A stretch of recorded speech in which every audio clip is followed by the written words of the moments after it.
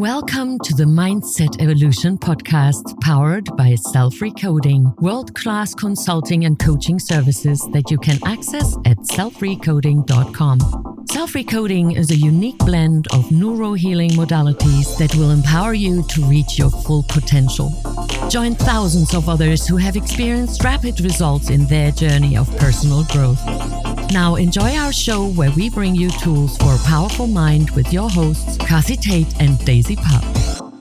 And hello, everybody, and welcome to another episode of Bold and Blonde Mindset Evolution, the podcast that gives you tools for a powerful mind. I'm your host, Kathi Tate from Down Under. With me, as always, your host from America, Daisy Pat. Hi, Daisy. Hi, my dear friend Down Under, Kathi. You're my favorite podcast partner I could have possibly ever wished for. So I'm so grateful to see you and to know that we are co-creating. I very much like that word as well. Co-creating another episode of Bald and Blonde. What is up your sleeves? Because I know that you really, truly, physically have sleeves on. Why? It's winter. It is a bit chilly here down under, I have to say. So today we're going to talk about our thinking. Think little or think big. Wow. Okay. The first thing that pops in my mind is Henry Ford. Whether you think you can or you think you can't, you're right. Yes, I do love that quote. It is just so spot on, isn't it? Kind of comes back to what we believe to be true, will be true because, well, I believe we create our own realities. Yeah, well, it's very interesting, especially when you look into a little bit the quantum physicists' work and how they realize, okay, so reality is not really what reality is and we make it up. And so it's really a tough cookie to break, and it's a tough cookie to break into, and it is not easy to digest either. I think we're getting there closer and closer as the years go by. I can only think and compare it, although it's not comparable, but the science stage, like 30 years ago when we started to see what the brain does while it does what it's doing. So during our thinking processes, when we imagine something, when we wish for something, when we're scared, when we feel anxious. Prior to that, we did not see what the brain was doing. It was all sort of a assumption, and maybe this is going to happen. Maybe that's what the brain is doing, but now we see it. And people are very interesting. Humans are very interesting. They're very curious, one thing, but they also want to see it to believe it. Now, quantum physics is, I think, in that stage where we're almost ready to see it. And I'm very curious about the further developments, how much we truly create our reality. I have my ideas. I have only little proof of it. But think little, think big is a big thing in our lives. Because oftentimes we really do think little, and then we feel little, then we behave little, and then the consequences will be just in absolute alignment. And when we think big, yes, is it possible that we'll fall? Yeah, absolutely. But when I look at inventions throughout my lifetime, my father was an inventor. I've seen many inventions of his. It always started with a thought. And my dad was really good in thinking really big. Yeah, inventors are quite amazing. The creativity and the ideas that they have that perhaps have never been thought of before. I have so much respect and fascination for them. I do want to jump back to what you said, though, about how scientists are now able to see where the brain becomes active when you're doing different things, because I've actually experienced this. Mm-hmm. I had an MRI, one of those big machines where you're put in the tunnel and the magnetic resonance takes these pictures of your brain. And I'm in this study, and we did this MRI exercise. And while I was in there for over an hour. They actually have a little TV screen thing in there, and they had me do different things, like different sort of mind puzzles, because they wanted to take pictures of the different place where your brain lights up. It was absolutely fascinating. And I got a picture of the activity in my brain, which is quite beautiful, I must say. Yes, I've seen it. Yeah, I'm going to frame that one day and hang it up. So it is super fascinating. The brain is an amazing work of art, I would say. And quantum physics is starting to help us understand it. And I don't know about you guys out there, but I think I'm quite clever until I come across quantum physics and it just does my head in. It's just at the very edge of my understanding. It is so complicated. A lot of what I believe is not because I understand how it works, but more because I've seen it in my own life. I like to believe that I'm a master manifester, especially when it comes to finding houses to live in. And so I guess I've had this belief that we create our own reality for most of my adulthood.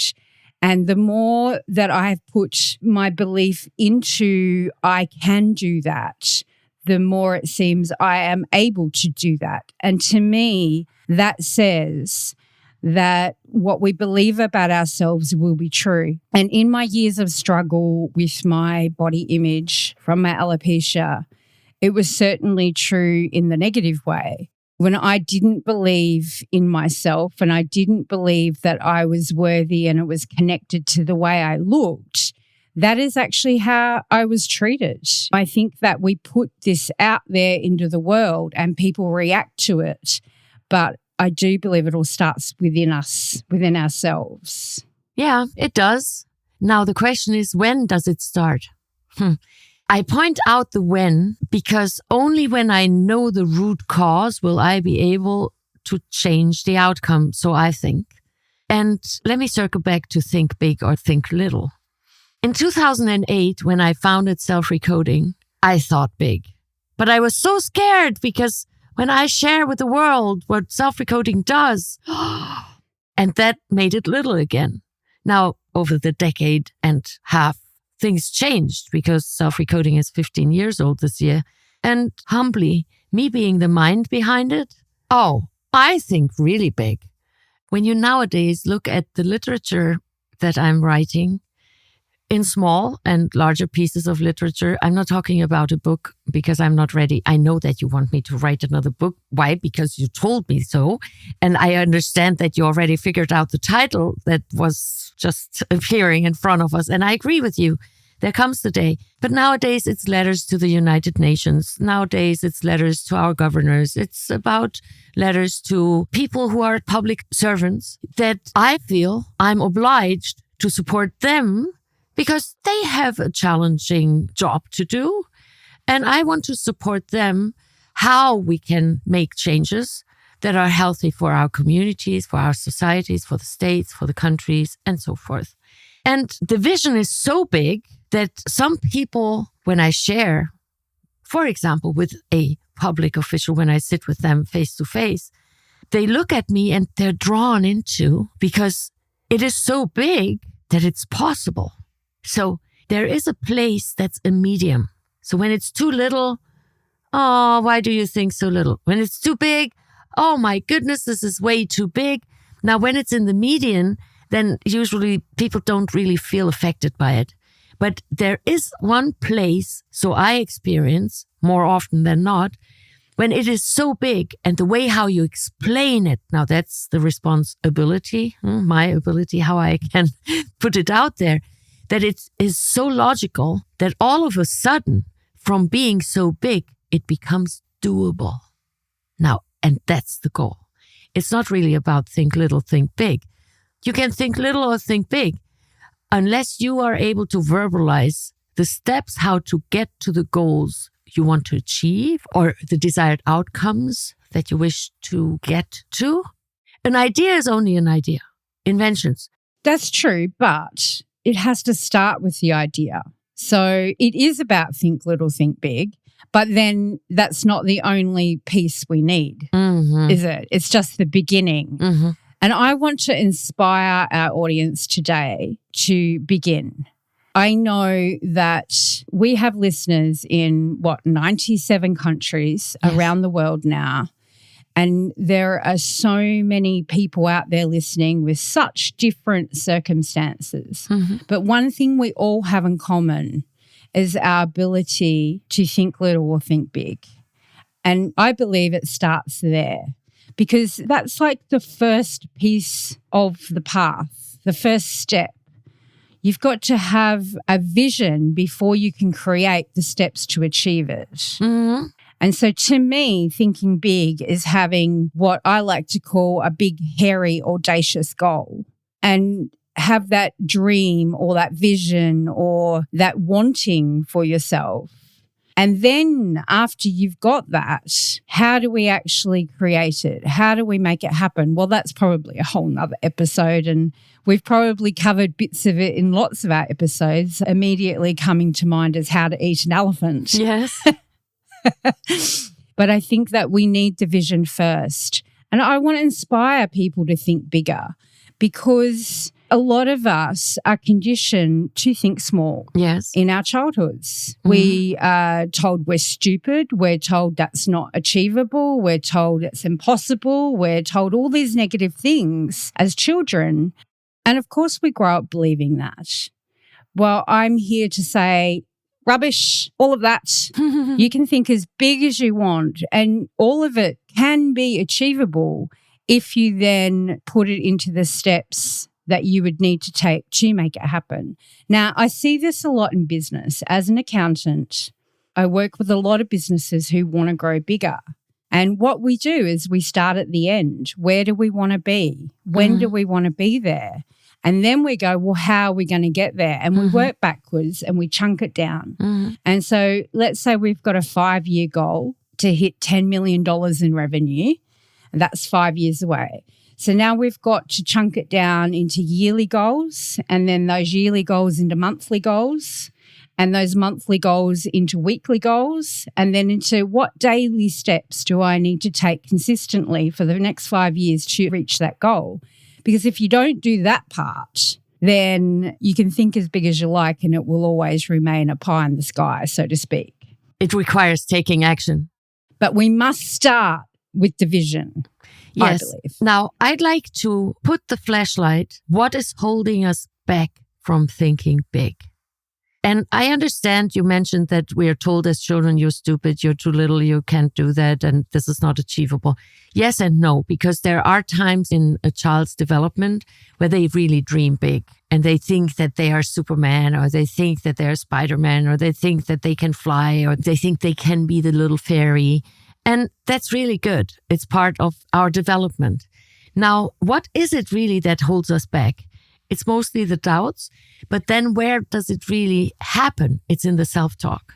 Now, when I focus, for example, when I work with clients or I work with a company as a consultant, and they ask me, yeah, well, this is not possible because I cannot see that it's possible. So how would it be possible at all? Then I ask them, well, if you would know the answer, what would be the answer? So I'm circumventing their little barriers that they have in their heads. Okay, you cannot think big. Maybe many of our listeners now think, oh, well, no, I can't think that big. Oh, because I will be disappointed again. And I thought big in the past and then I fell really hard and it hurt me. It was painful and it was a disappointment and it was an embarrassment, so forth. Now, these are the things that happen in the head that has nothing to do with reality. In this case, it's very real in the own head. But okay, what is it that you would think big if you could? If you would know how to think big, what would you do? And so that's how we can technically circumvent the barriers or the thresholds that do not allow us to dare think big. Right, because our logic brain will get in the way, won't it? Yes, the logic brain, the rational, the intellectual, and the conditioned brain. Now, I really wonder, is it really think big or is it really thinking out of the box?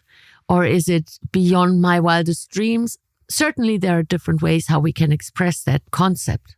I think the greatest question someone can ask themselves, if there was nothing holding me back, if there were no outer circumstances that are limiting, what would I be able to think then? So it's not about the size. I understand your concept when you say big. It's not about the size. I think it is more about the brilliance. I relate it a little bit when I hear people, you need to work hard. You must work hard. Oh, I must work so hard. Work smart. When I tell myself I must work hard, then that is how I will experience it. When I tell myself, oh, I can work smart, then my mind is on fire. My head's on fire. I'm sitting here and all the sparks and all these neurons just fire and wired together, and I will become even more creative. So self-talk, I think, is a big chunk of it. Clearly the conditioning as well. Now, how can we uncondition ourselves? I think that's the key. Yeah, I would agree. I think self-talk is paramount here because it is that voice that will reiterate what you believe. That voice is what can get in the way of us being able to achieve the things we really want.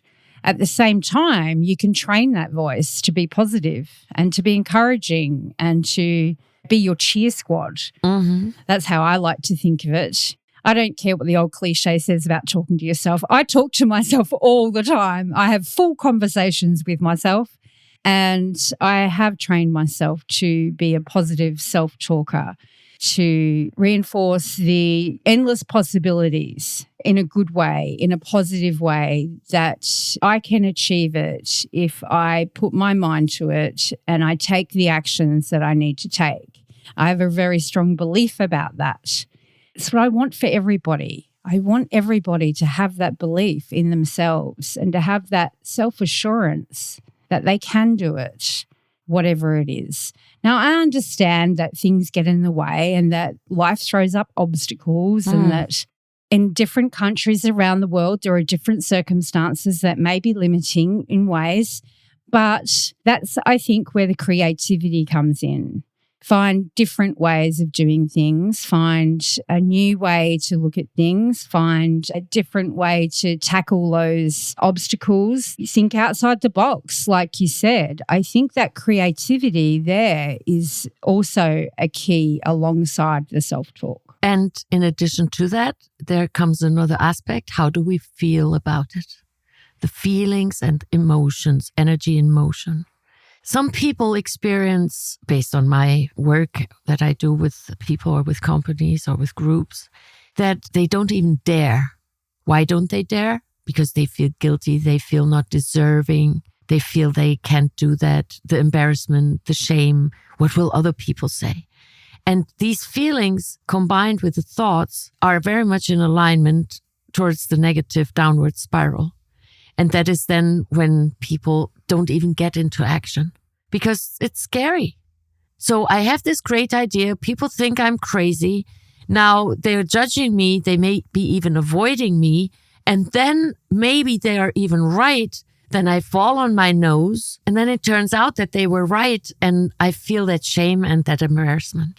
I spoke with a young lady recently who, due to circumstances over the past 3.5 years, felt almost cornered towards taking action.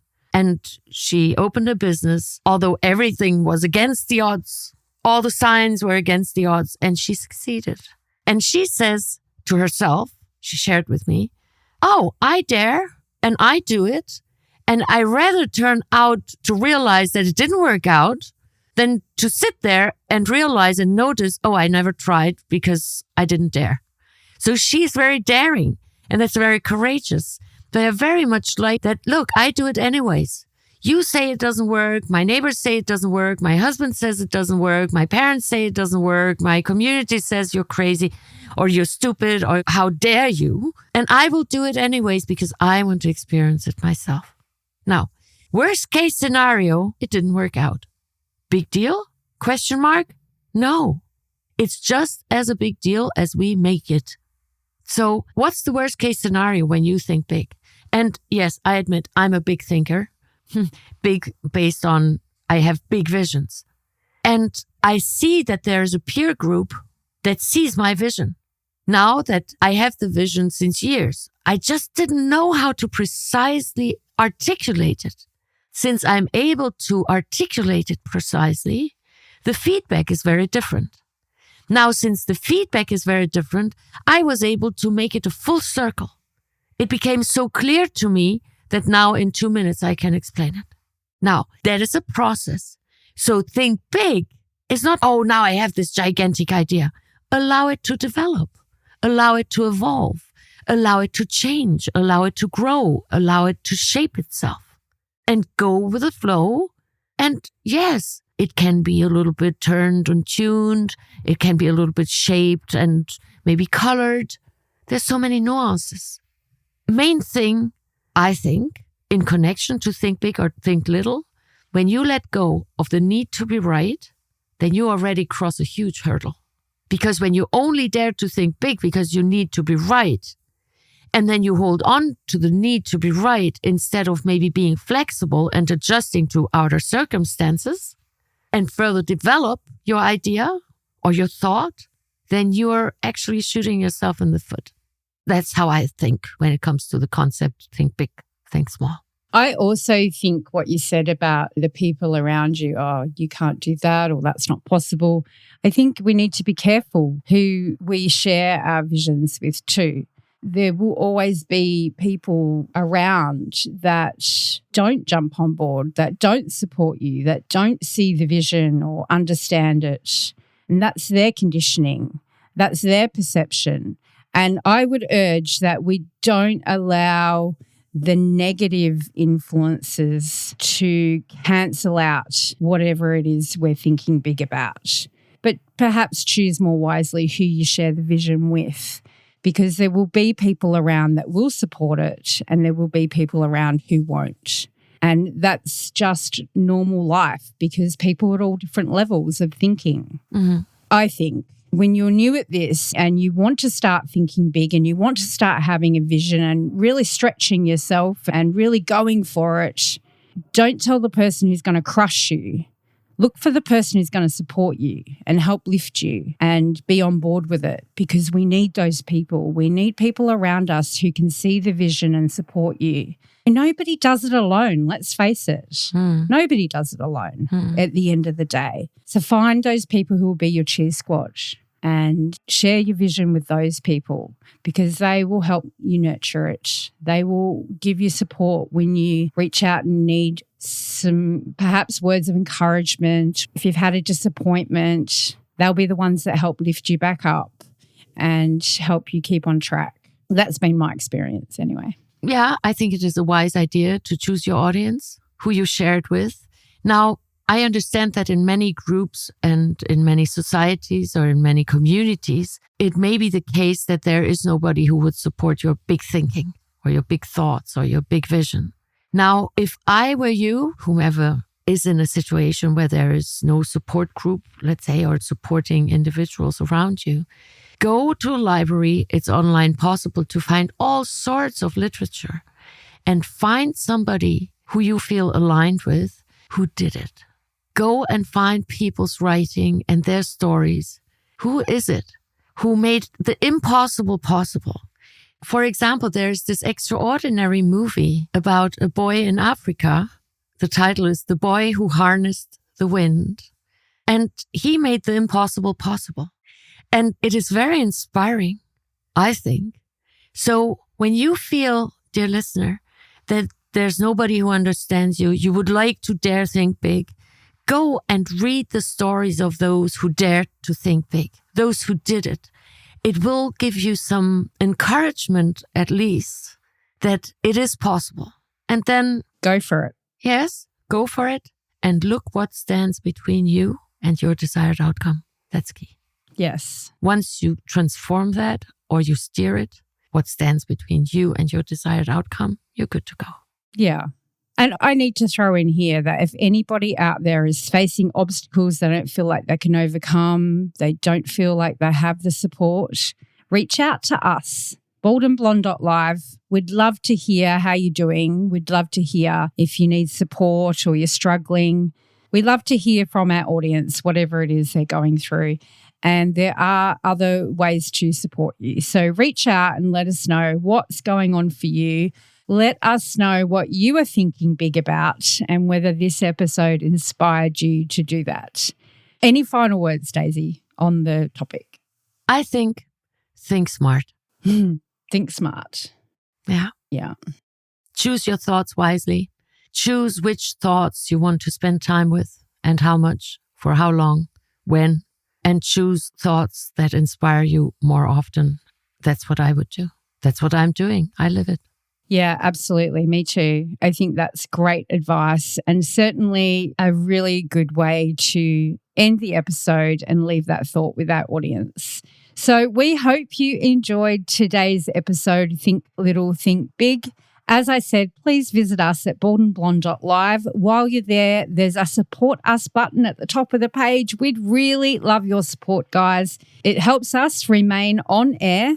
That's it from us today. A big thank you to Self-Recoding, who sponsors each and every episode for us. We'll talk to you soon, so stay tuned for our weekly episode. We are Bald and Blonde. Mindset Evolution. Talk to you next time. Thank you for listening in to the Bald and Blonde Mindset Evolution podcast. Please share our show with your family and friends. Together, we make this world a better place for you, for us, for future generations. When you need consulting or coaching, visit selfrecoding.com. Also, please remember to rate us 5 stars and leave a review and support us at baldandblonde.live. Talk to you soon.